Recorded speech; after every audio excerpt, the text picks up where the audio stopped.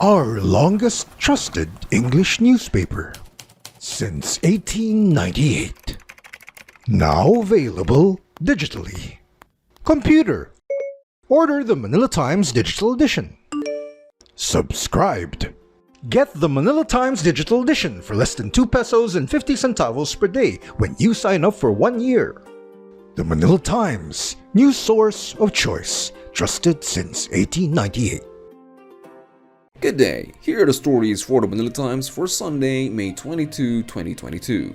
While the rise in COVID-19 cases in Metro Manila is not alarming to health experts, the outbreak of a new viral disease called monkeypox in parts of the world is enough for the government to warn the public against its spread if health protocols are ignored. The Department of Health or DOH has issued a public health advisory on monkeypox after an outbreak was reported in the United States, Canada, and the United Kingdom. Monkeypox, according to the World Health Organization or WHO, is a viral disease from animals and primarily occurs in tropical rainforests of Central and Western Africa. It can be transmitted to humans through close contact via fluid transmission with an infected person or animal or through contaminated materials, according to WHO. Symptoms of the disease include fever, rashes, and swollen lymph nodes, which could also lead to medical complications, it said. But it is less contagious than smallpox and causes less severe illnesses, it said. Presidential Advisor for Entrepreneurship Jose Maria Joey Concepcion III on Saturday called on President-elect Ferdinand Bongbong Marcos Jr. to protect the country's micro, small, and medium enterprises or MSMEs so that they can create more jobs for Filipinos. Department of Trade and Industry data said MSMEs generated 62.66% of the country's total employment. In 2020, micro enterprises had the biggest share of jobs created with 29.38%, closely followed by small enterprises at 25.78%, while medium enterprises contributed 7.5%. Concepcion said that job generation and the health of the economy go hand in hand, noting increased economic activity will prompt large companies to increase production, resulting in the hiring of more workers. A bigger profit will allow big firms to increase wages, which will in turn entice more workers. He said large enterprises account for 37.34% of the country's overall employment. The Queen of Philippine movies, Susan Roses, has passed away, her family confirmed. She was 80 years old. Malacanang sent condolences to her family, saying her death is a big loss not only to the local entertainment industry but also to all Filipinos. Roses is a 5-time recipient of FAMAS Awards, which include 2 Best Actress victories. She was also nominated several times for the awards organization. In 2003, she won the Lifetime Achievement Award from the Film Academy of the Philippines, and in 2019, she received the Outstanding Star of the Century Award from the PMPC Star Awards for movies. She was married to the King of the Philippine movies, Fernando Poe Jr. from 1968 until his death in 2004. Roses was last seen portraying Lola Flora in the long-running TV series FPJ's Ang Provinciano. Her wake started last night at Heritage Park, Taguig City. The public is welcome to the wake, but her family has requested that everyone must follow safety protocols. Social distancing and wearing of face masks will be implemented. An online link, meanwhile, will be provided for those who want to pay their respects virtually. Condolences and tributes from personalities in show business and politics swiftly flooded Twitter. Susan Roses, rest in peace, and Lola Flora, the character Roses last portrayed in the long-running TV series FPJ's Ang Provinciano, topped the trending topic on Twitter.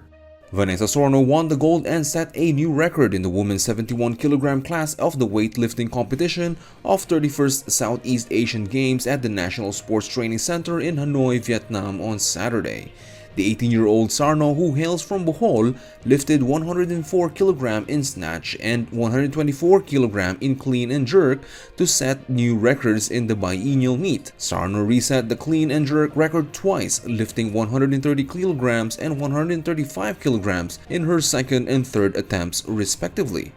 Meanwhile, Gilas Pilipinas crushed Malaysia 87-44 at the Tan Chi Gym on Saturday and is one win away from sweeping the 31st Southeast Asian Games men's basketball tournament in Hanoi, Vietnam. Third-year Ravenna collected 17 points, 7 rebounds, and 5 assists to lead the Philippines, which improved to a 5-0 win-loss slate.